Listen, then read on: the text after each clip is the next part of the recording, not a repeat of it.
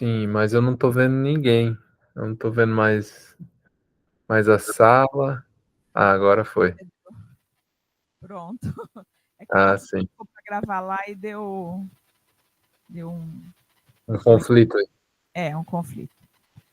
Bom, então vou deixar um pouquinho você se apresentar e conversar com eles, e eles têm Aham. algumas perguntas também para fazer, tá bom? Tá bom, tá bom. Obrigado, Marcelene. Eu que E agradeço. desculpa o atraso aí, eu acho que foi um pequeno curto-circuito na conversa que eu não tinha entendido que vocês iam começar a assistir a live, antes. Eu tinha entendido que vocês iam começar por volta de meia hora atrás, mais ou menos. Era isso que eu tinha entendido. Mas, enfim, desculpa o atraso. Espero que não tenha deixado o povo muito esperando demais aí. Não, deu só um tempinho para eles ir fumar o cigarrinho lá fora. O Nem paeiro. fumar o cigarro todo. Mas tá muito frio lá É, fora. Tá muito frio. então, só dizer rapidamente isso aí, essa questão que você trouxe, né? Eu, assim, eu posso falar um pouco da minha trajetória também, se quiserem, se for interessante, mas é, a gente pode começar conversando sobre a live, sobre perguntas que o pessoal tem, e aí a gente vai trocando ideia, vai avançando Sim, nesse sentido. Pode ser? sim, pode ser. A Maristela tinha uma pergunta já para fazer, né? Vou colocar para ela fazer a pergunta.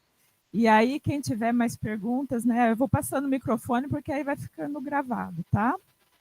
Tem que ser no microfone, senão não escuta. Boa noite. Tá Boa ouvindo? noite. É tão estranho não. Você eu tô. Uhum. Boa noite, Pedro. Eu sou a Maristela Marques. Estou no quarto semestre de Geografia, né? Aqui nas Tourinhos. E, bom, a minha dúvida é o seguinte. Não me lembro agora exatamente o tempo da live, mas no momento em que você está demonstrando o A traço A vale e A traço 2, que são mostrando a simetria e assimetria da migração de divisores. Espera, Ah, sim. acho que eu cheguei a... Isso Sim, que é a já. Aham, ilusão. já me localizei já. Então, a minha primeira dúvida, que eu acho que foi a dúvida que eu consegui mais esclarecer na minha cabeça, é por que o ponto A traço, só um traço, era assimétrico, e por que o ponto A traço, dois traços, era simétrico, sendo que os dois estão erodindo para o mesmo lugar, que é o A, né, que seria o vale. Aí foi a primeira dúvida que eu tive. Tá. É, deixa eu compartilhar aqui, porque aí a gente consegue ver exatamente qual é a.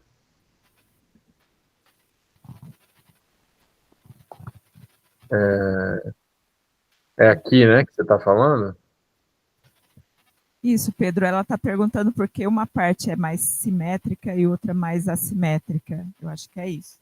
Bom, a resposta curta, né, que talvez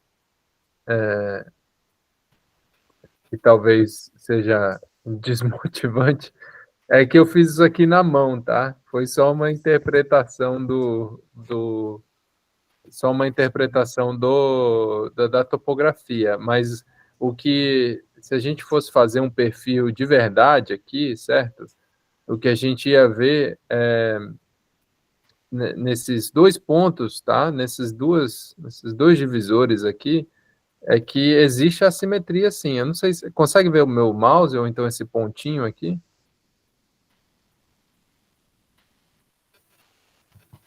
Não, a Alô? gente não consegue ver, não, Pedro. Agora, e se eu desenhar? Assim, sim. Então, é isso que eu estou falando. Ó, nesse divisor aqui que eu estou fazendo traçado, né, ele é assimétrico. E esse aqui também, certo? Ambos são assimétricos. Então, A direção de migração é que seria em direção oposta ao vale que está mais baixo, né, mais rebaixado, que seria esse vale em A aqui, né? Então, a tua pergunta era por que que esse lado aqui é mais íngreme do que esse lado? Era essa a pergunta? Era essa, mas agora você demonstrando ali a, a parte com a parte verde, né? Os dois lados eu Sim, entendi. Mas a sim. minha Pois dúvida é. é se um lado era mais íngreme e o outro não. Não, mas eles ambos são, mas são íngremes. A questão é que esse lado que tem um contraste litológico forte, inclusive, né? Ele é mais íngreme do que essa posição aqui, certo? Você vê pelo contraste topográfico, né? Essas cores mais claras aqui, essas cores mais perto do branco, né? Essas cores são uma elevação maior, né? Então, aqui, se a gente pegar essa transição para cá, né? É uma queda topográfica muito maior do que dessa posição para cá. Mas ainda assim tem assimetria, só que desse ponto a simetria é menor do que desse ponto, desse divisor, né? E tem uma explicação por causa disso? Essa litologia que você falou, que é mais expressiva de um lado do que do outro? Do porquê isso ocorre? Uhum. Nessa região especificamente, eu não sei, mas a, assim, olhando o mapa geológico dessa área, eu sei que aqui, né, passa um contato litológico. Então, é provável que isso daqui, né, seja uma rocha com mergulho para essa direção, certo? Para oeste, que está influenciando essa assimetria maior aqui. Então, assim, sem saber muito dessa área, muito provavelmente esse contraste litológico é o que causa essa assimetria topográfica forte nessa posição. E aqui, nesse daqui, né, nesse divisor aqui, pode ser que nem tenha contraste litológico, tá? Então, é um conjunto de fatores. Existe algo que está causando essa bacia para se situar num patamar mais baixo, e ao fazer isso, essa diferença topográfica gera essas assimetrias. E aí, se você olhar a borda dessas bacias, algumas assimetrias vão ser acentuadas por contatos litológicos, mas não significa que você não vá ter assimetria sem o contato litológico também. Tá? É só a expressão dele que vai mudar um pouco se houver variação litológica. Mas o fator que eu acho que deve estar causando é algo que influencia essa bacia, coloca ela numa posição mais baixa em relação às bacias vizinhas. Obrigada, Pedro. De nada. Perguntas? Pode fazer qualquer pergunta aí, pessoal. Não tem problema não. Estamos aqui para isso. Boa noite, Pedro. Sou o Natan. Também aqui, a gente é todo mundo aqui do quarto semestre, né? De geografia.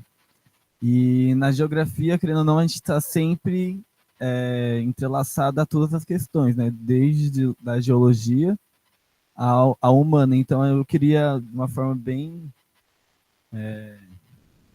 iniciante mesmo, né? Perguntar por que se está estudando isso exatamente, assim, tipo, qual que é o impacto disso para a sociedade de hoje, assim, sabe? A gente sabe as transformações na paisagem e tal, só que como isso está influenciando hoje a sociedade aqui, no geral, assim, tipo. É uma pergunta muito importante. Deixa eu só esclarecer. Você está perguntando em relação a isso aqui que a gente está conversando, em relação a esses divisores, ou você está perguntando em relação à live em geral, ao tema isótopos cosmogênicos?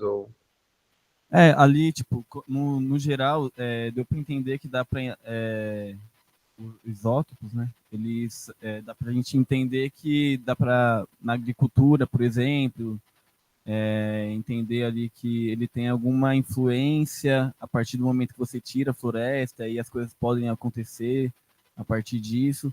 Só que como é um processo de milhões de anos, né, que vem acontecendo aí, às vezes essa floresta que vem aqui já nem estava aqui antes, né? Provavelmente.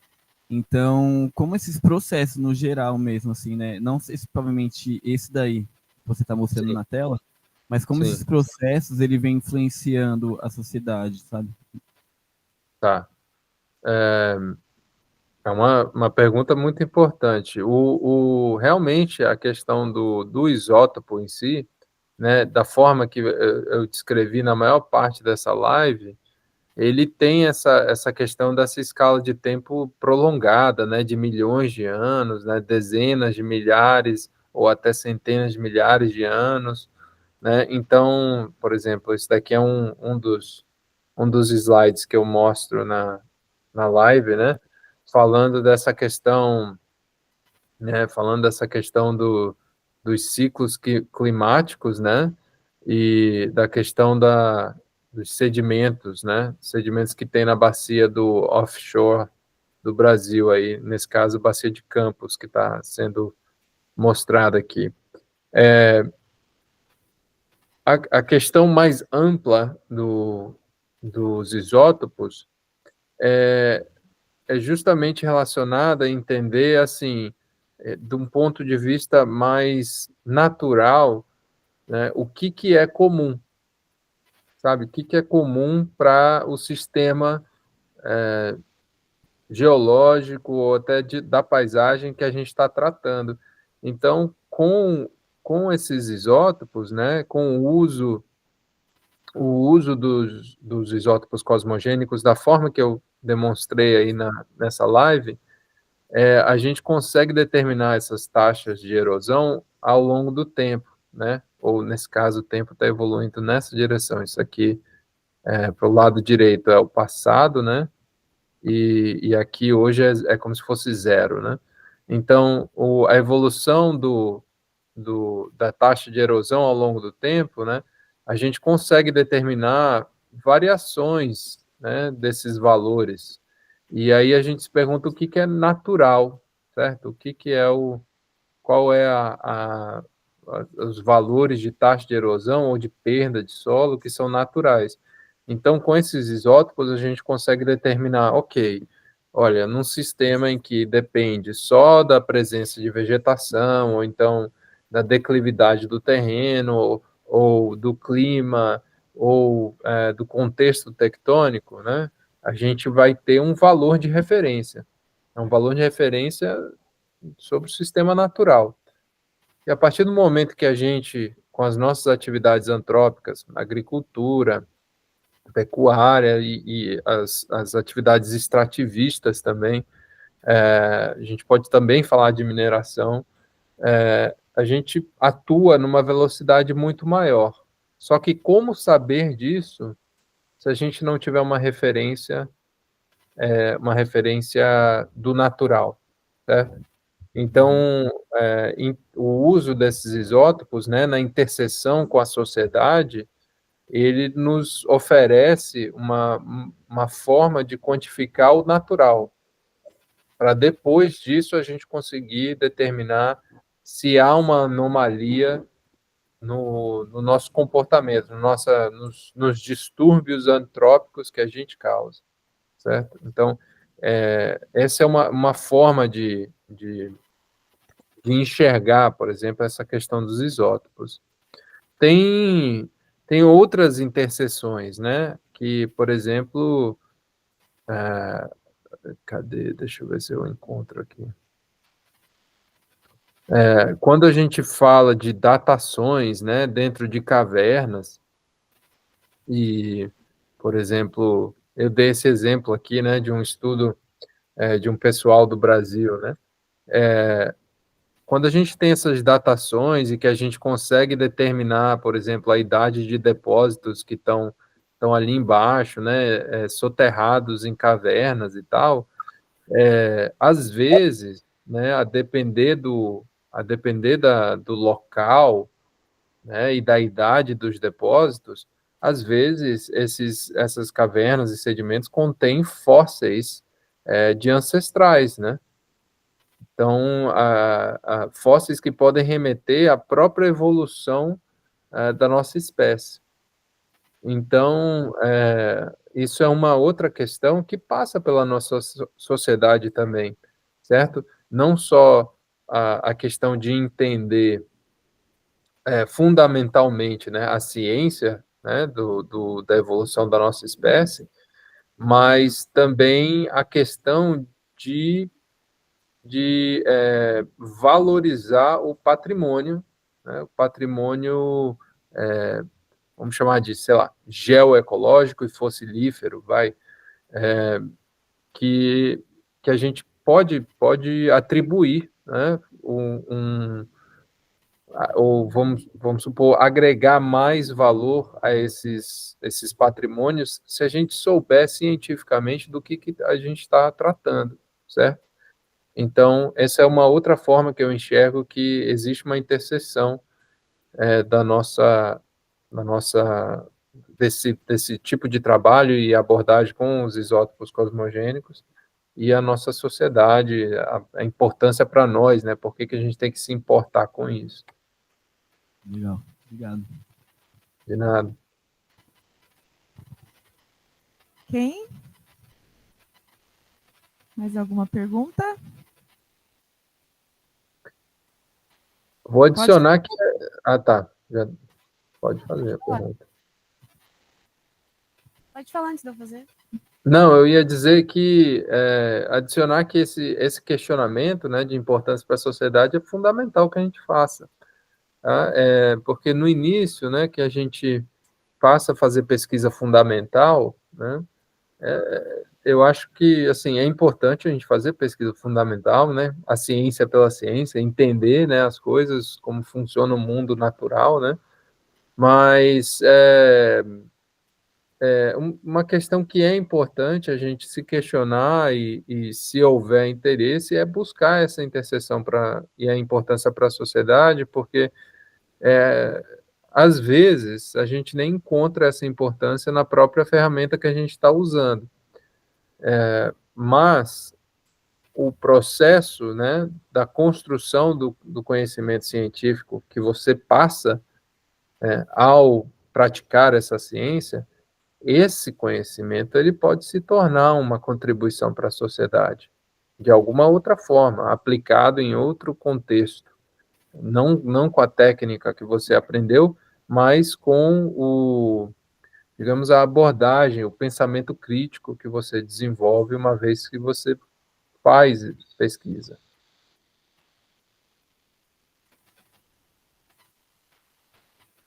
Pedro, eu queria saber,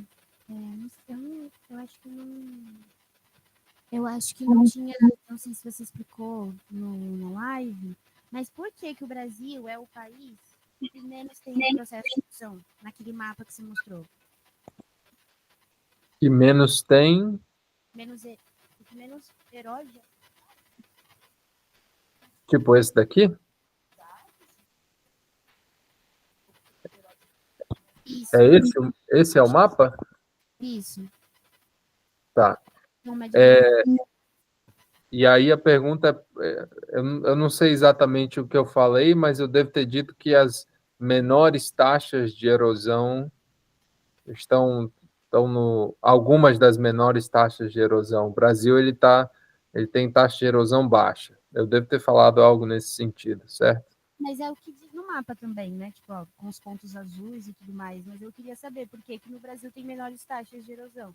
Sendo que, tipo, porque também, talvez, você estava falando sobre esse processo de milhares de anos, né? E eu, com a minha cabeça do agora, com a quantidade de não só de desmatamento, mas de processos erosivos por conta de todas as questões que a gente tem no país, eu queria saber por que o Brasil tem uma das menores taxas. Sim. Bom, esse método, né, do berílio para medida da taxa de erosão, ele é insensível a essas mudanças mais recentes. A não ser, né, a não ser que você esteja falando de um deslizamento de terra.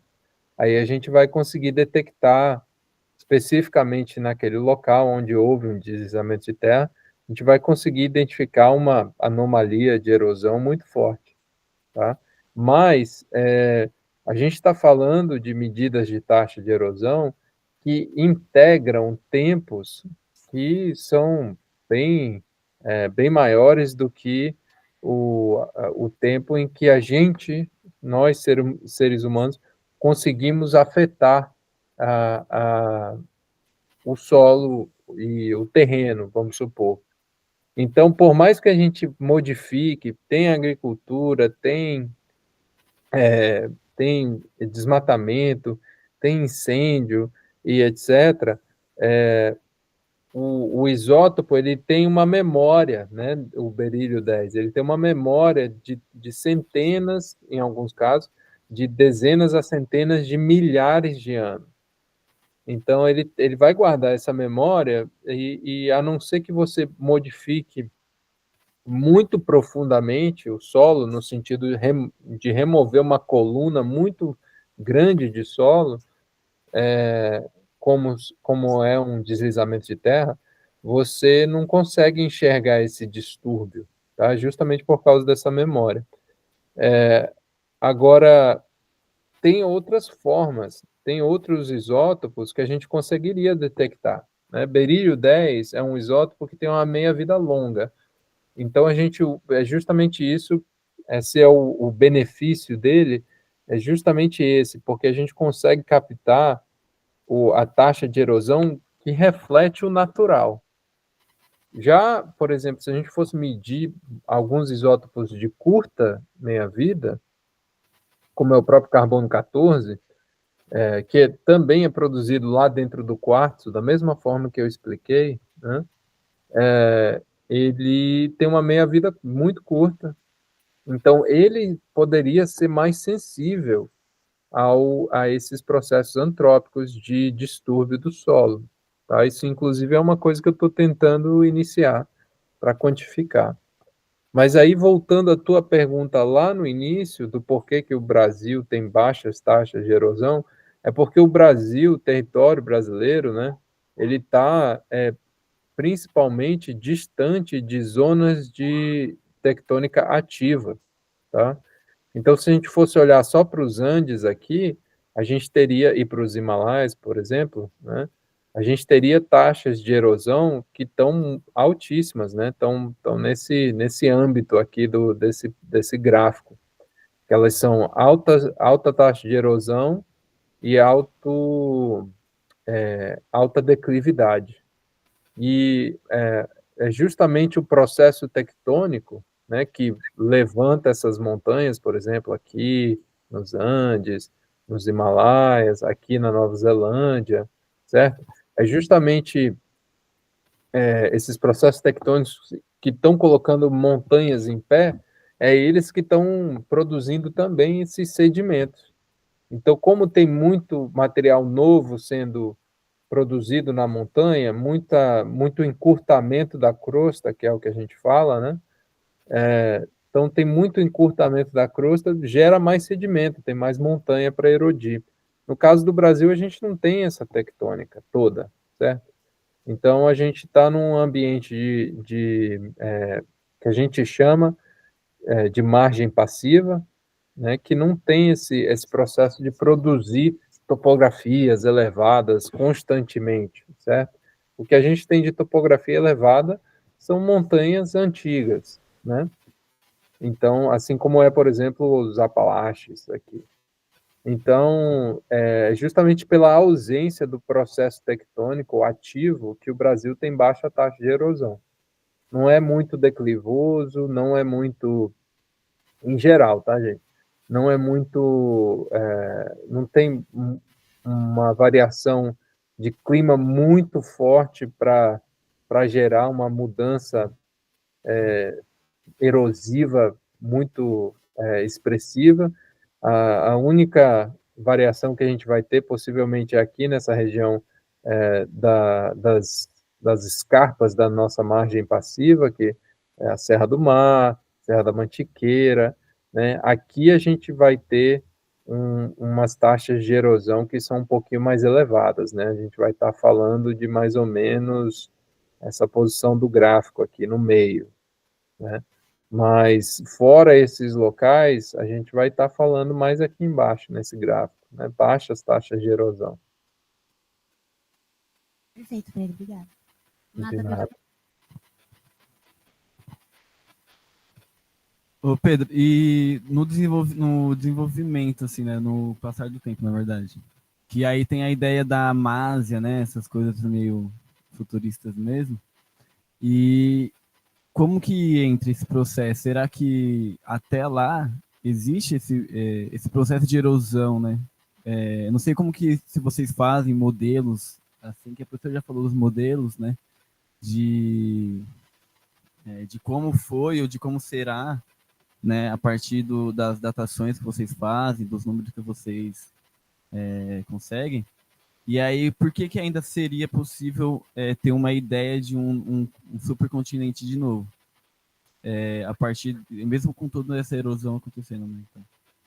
Ah, entendi. É porque você falou, no início, você usou um termo que eu não entendi direito. Mesmo que no futuro, essa parte eu não... A Amásia, sabe? A Amásia, o supercontinente, que falam, que é tipo assim, como que a dança dos continentes, né? Essas teorias Sim. que não foram muito A bem. Amásia, eu acho que eu nunca escutei isso. Então, é porque assim, tem em geologia, quando a gente estuda, né? Eles falam sobre a separação dos continentes, da Gondwana e tal, todo esse processo, né? Inicial. E como que, tipo assim, como que hoje o Brasil é formado, né? Já emendando outra pergunta aqui já. Como que o Brasil hoje é formado por esse ponto, dessa forma, se ele já foi erodido antes de estar nesse formato, né? E se ele vai continuar erodindo, ainda mais essa parte que tem essa parte da América do Sul aqui, né? Onde tem também América Central e tal. Ah, tá. A outra parte. Essa parte aí. Que aí Entendi. tem essa questão, tipo, tudo está sendo erodido. Essa parte aí tá em constante produção de erosão, assim, né? Vou falar assim. E aí tem essa ideia de que esses continentes vão se encontrar, né? Entendi. No futuro, esse Amásia que você falou seria o novo supercontinente. Isso. Acelerar é isso que você está falando? E aí, Tá. tipo, é isso. Então, é para entender mais ou menos como que hoje o Brasil, a partir de toda essa separação, né, esses processos de erosão já não aconteciam antes, e aí formou o Brasil como ele, não como ele está hoje exatamente, mas que tá como ele está hoje. E no futuro, né? Então, tipo assim, essas erosões são erosões que não acabam mesmo, e os continentes vão se dividindo, ou as coisas vão se... Sabe? Compreendi a tua pergunta e é uma pergunta super interessante. Por que a gente continua tendo essas massas de continentes se tá tendo erosão deles, né? Por que eles continuam ali? Deixa eu ver se eu consigo achar um vídeo aqui, que à medida que você foi falando, foi me vindo à cabeça uma questão de alguns vídeos,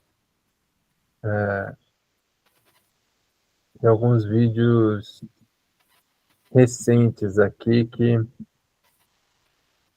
assim, talvez esse, deixa eu ver se funciona.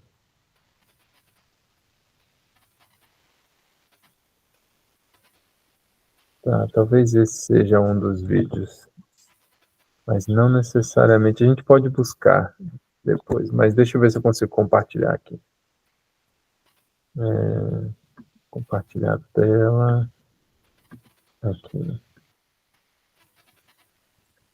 Então, esse vídeo aqui, eu acho que ele é um vídeo que mostra a evolução durante o Fanerozoico, tá, dessas massas continentais. E aí, à medida que elas vão se amalgamando, né, formando esses supercontinentes, a gente tem essas cadeias de montanhas que acabam se formando, certo? E aí elas continuam, em alguns pontos vocês vão ver que elas desaparecem, né? Aqui já formando o traçado aqui da América do Sul, certo? Vamos só terminar de assistir um pouco disso daqui. Mas se a gente voltar, né, e olhar de novo esse vídeo, a gente vai ver que, por exemplo, algumas cadeias de montanhas que se formam, elas desaparecem, né? Então, vamos lá, por exemplo, essa daqui, né? Então, reparem aqui esse continente mais elongado e tal. Reparem como rapidamente ela já diminuiu de elevação, né? Então, você pode olhar a elevação aqui nessa escala. Então, logo, logo, ela já não existe mais, né? Essa cadeia de montanhas que tinha sido formada. Então, assim, a erosão, ela vai se encarregar, assim, de remover essas topografias elevadas. Porém, essas massas continentais, elas são feitas de rochas que são pouco densas, comparado com o que a gente tem nas crostas oceânicas em volta, sabe? Então, cada vez que a gente cria um supercontinente, tá, a gente está colocando um monte de rocha que não é densa, junto, colando elas uma das outras. E aí, no fim das contas, a gente gera porções, né, dos continentes que são muito espessas, né, tem uma crosta muito espessa de 50 quilômetros de espessura e tal, que é feito de rocha que não vai ser subductado, não importa o quanto você faça força para colidir continentes.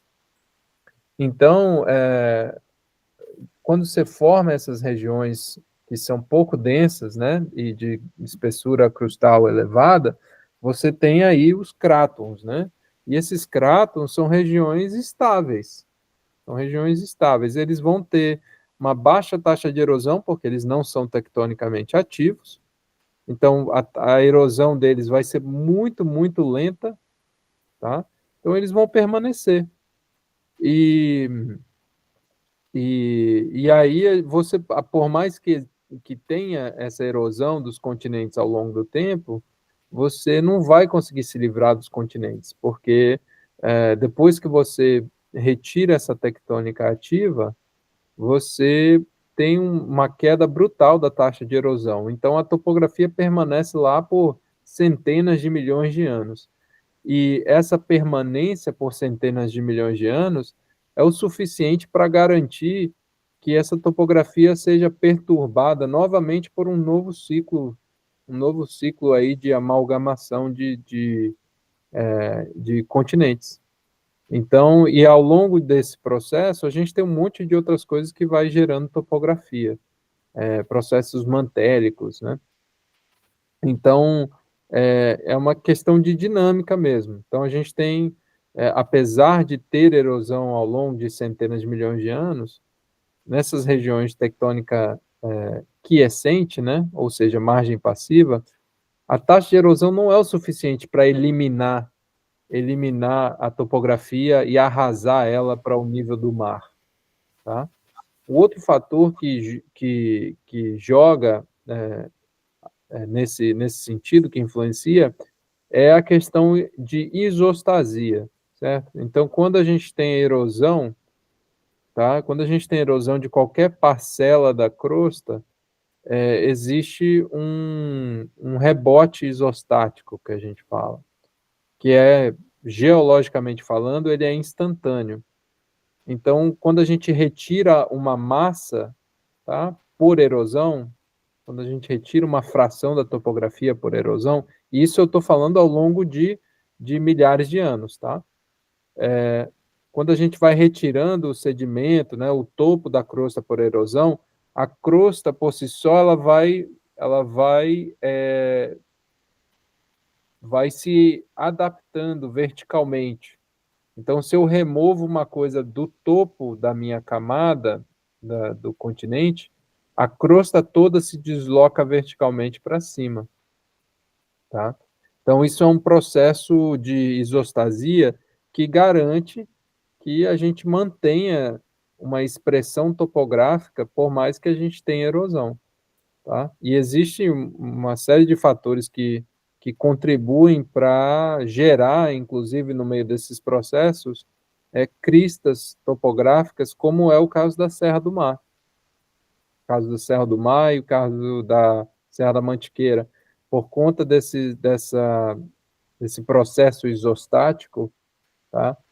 Associado à própria erosão, essas serras elas se mantêm altas, tá? É por conta do processo isostático. Então, você não vai conseguir, por conta disso, erodir nada até ele ficar, até o continente ficar arrasado no nível do mar. Isso não vai acontecer, tá? Espero que eu tenha respondido a tua pergunta aí. Ele disse que sim. Mais alguém?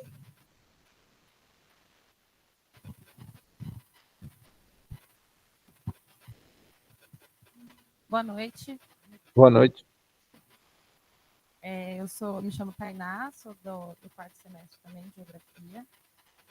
E em relação aos isótopos cosmogênicos, acredito que isso foi falado na live, não ficou tão claro para mim, pelo menos.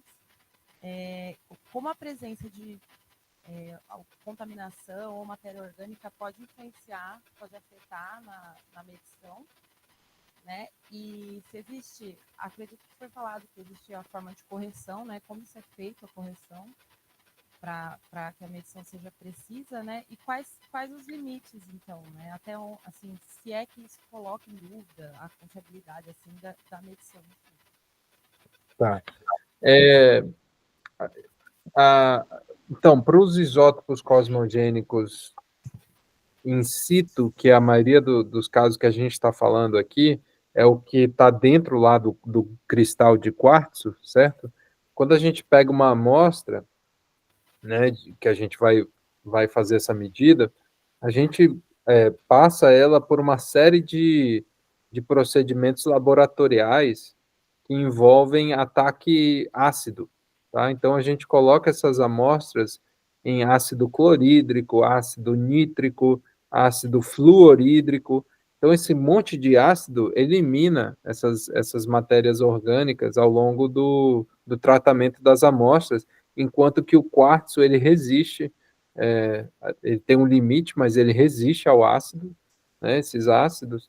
Então, a gente elimina essa matéria orgânica que pode influenciar a nossa amostra lá na frente. Como é que isso poderia funcionar? Se a gente não tiver eliminado, tá, essa matéria orgânica, o que acontece, e isso é verdade também para um manto de alteração no entorno dos cristais de quartzo também, é o seguinte, tanto a matéria orgânica quanto alguns óxidos que se colam na superfície dos cristais, esses óxidos e a matéria orgânica atraem berílio 10, atraem carbono 14, tá? Eles grudam, tá, na parte externa desses grãos. Então, com os ataques ácidos, a gente elimina tudo isso, tá? E a gente está interessado no que está dentro do cristal. Então, depois que a gente eliminou tudo que está fora do cristal, a gente limpa a amostra, aí sim a gente pega essa amostra que a gente chama de quartzo puro e a gente dissolve tudo, tá? E obtém o que está dentro do quartzo. Então, a gente literalmente abre o cristal ao dissolvê-lo, certo? Em ácido. E aí a gente consegue, assim, acessar os isótopos que estavam guardados lá dentro do cristal. Então, a gente elimina isso, tá? Então, Não é um problema para fazer medidas com isótopos cosmogênicos, eu digo a matéria orgânica. Então, a gente, nos tratamentos de laboratório, facilmente, rotineiramente, a gente já elimina essa possível contaminação, tá?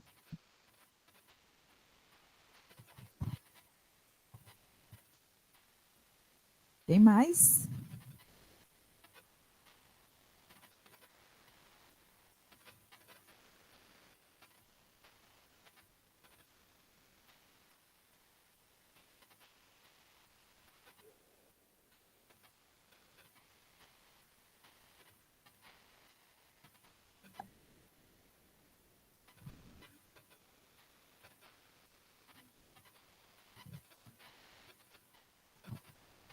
Olá, boa noite. Eu sou o Lucas. Eu ia fazer uma pergunta, mas eu acho que ela foi meio que respondida, né, já na pergunta do Natan. Eu ia perguntar quais eram os principais motivos para que ocorra a taxa de erosão no Brasil especificamente, né? Num resumão assim, porque você no seu trabalho você mencionou sobre a atividade tectônica, né, que no Brasil está um pouco fora, a declividade, a ação antrópica, se onde tem mais erosão são onde tem mais corpo hídrico e tal. Era só para saber qual desses fatores é o que mais causa erosão, se é com relação à declividade, onde tem mais cadeia montanhosa. Acho que a pergunta já foi meio que respondida quando você falou da questão da pergunta do Natan, né? Não, mas eu acho que a tua pergunta, ela deixa aprofundar um pouco mais numa escala mais local, né? A pergunta do Natan foi algo mais a nível global, continental. Se a gente for tentar medir uma taxa de erosão numa região qualquer, né, localmente, na escala de uma bacia hidrográfica, essa taxa de erosão ela vai ser controlada por todos esses fatores que você citou, mas o principal deles, tá, é a declividade do terreno. É o fator principal. Então, quanto mais declivoso o terreno, maior vai ser a taxa de erosão dele, a não ser que esse ambiente declivoso seja assim por causa de uma rocha super resistente que existe ali, tá? Nesse caso, se for um controle litológico, que nem a gente fala, essa taxa de erosão ela pode ser muito baixa, tá? Por mais que seja super declivoso, ela pode ser muito baixa porque a rocha que está ali é ultra resistente. Então, isso pode acontecer. Mas se a gente tiver assim, uma rocha que não seja ultra resistente, e vamos supor que a gente tem um terreno que ele é totalmente igual, com o mesmo tipo de rocha, e numa região ele é mais íngreme, numa região ele é menos íngreme, aqui é mais íngreme e vai erodir mais rápido. Então, a declividade do terreno é o fator principal. Só que a gente, obviamente, tem variações variações de clima em alguns lugares, variações tectônicas também. Então, a própria declividade ela é uma função desses fatores, é uma manifestação do conjunto que é essa atividade tectônica. Então, quanto mais atividade tectônica, mais declivoso vai ser, certo? Quanto mais a taxa de chuva de uma região, menos declivoso vai ser uma região, por conta do processo erosivo, a eficiência do processo erosivo. Então, tudo isso, esses fatores externos, e aí a gente tem o litológico também, tá? Todos eles influenciam na declividade. E a interface que liga tudo isso é a erosão, é o processo erosivo, tá? Então, se a gente só pudesse ter esse poder, né, de manter tudo igual, né, taxa de chuva, tectônica igual, rocha igual, tá? se a gente tiver uma declividade maior, a gente vai estar olhando para uma taxa de erosão maior, sem dúvida. Tá? Então, se a gente pegar o mundo inteiro, foi um dos gráficos que aparece, se a gente pegar os dados do mundo inteiro, a gente plotar erosão contra declividade, a gente vai ter uma relação muito robusta ali, e a declividade vai explicar em torno de 40% a 50% de todos os dados que estão ali. Então, assim, pelo menos metade daquela variação da taxa de erosão que a gente observa no planeta é controlada pela declividade da bacia. Quem mais?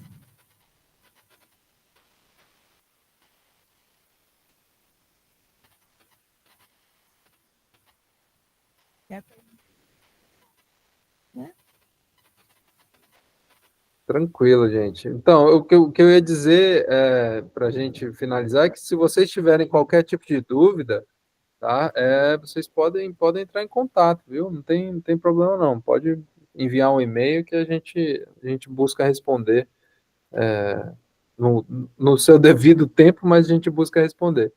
E a outra coisa é incentivar vocês a aprender mais sobre esse tópico. A Marcelene, tenho certeza que está motivando todo mundo aí para estudar essa geomorfologia e evolução de paisagem. E se vocês tiverem com qualquer intuito de ir para o Congresso Brasileiro de Geologia, para vocês irem ao evento que a gente organiza, que é o Delta H, que é justamente sobre esse tópico aí que a gente está conversando. Então, só incentivar vocês a mergulharem mais nessa disciplina, que é uma disciplina muito interessante e que nem vocês mesmos falaram, ela passa por todas as interfaces, ela passa pela interface natural, a gente conversou um pouco aqui sobre a escala de formação de continentes, mas ela também passa pela escala da sociedade, né? A escala humana, e tem essa interface socioambiental. Então, é realmente um campo, né, de pesquisa, uma disciplina muito versátil e interessante. Então, total incentivo vocês aí a aprenderem um pouco mais e, se possível, ir para o Delta H, lá em Belo Horizonte. Vai ser agora em outubro. Vamos ver se eles vão ano que vem. Né? Vamos preparar. Entendi. Esse ano está em cima. Mas, bom, queria agradecer, Pedro, muitíssimo. Sei que o corre aí é grande, né? E muito obrigada por estar com a gente aqui. Eu acho que o pessoal gostou também, né? Acho que é um assunto super interessante. Eles estão começando, né, com a geomorfologia e eu já trago assim né? Eu falei porque a gente começa, né, a disciplina falando sobre para onde vai a geomorfologia também, né? Uhum. Então a gente traz, né, o que é fronteira do conhecimento, né? E aí eles se mostraram interessados, né? Porque não conhecem, né? Desconhecem e então eu acho que é importante, né? Eles terem esse contato, né? E a gente já traz, né, para eles alguém, né, que tem contribuído bastante, né, para esse tema, né, no Brasil e fora dele também, né, Pedro? Então, sim, eu comentei com eles, né, do Delta H e comentei também, né, do seu empenho, né, em conectar, né, os jovens daqui, né, com pesquisadores de fora também, né, colocar esse. Então, vamos ver se a gente estimula essa moçada, né? Ótimo. Abrir porta, buscar reduzir, assim, encurtar essa distância, né, da ciência que é feita internacionalmente com o que está sendo feito aí no Brasil, né? Sim. Então, muito obrigada, bom descanso. Igualmente, obrigado você pelo convite, espero que tenha causado aí um pouco de curiosidade aí no pessoal, e é isso, obrigado, e estamos juntos aí, da próxima vez a gente pode fazer algo um pouco mais elaborado também, a gente pode conversar sobre possíveis aprendizados com ferramentas, né, workshops e tal, e vamos ter mais oportunidades no futuro, sim. Ainda mais quando tiver campo, né? Opa! Então, gostam bastante, viu? Então, tá campo bom. Então tá, gente, um bom descanso para vocês também, boa noite e tudo de bom aí. Obrigado, obrigado. Obrigadão, Pedro. Beijo. Beijo.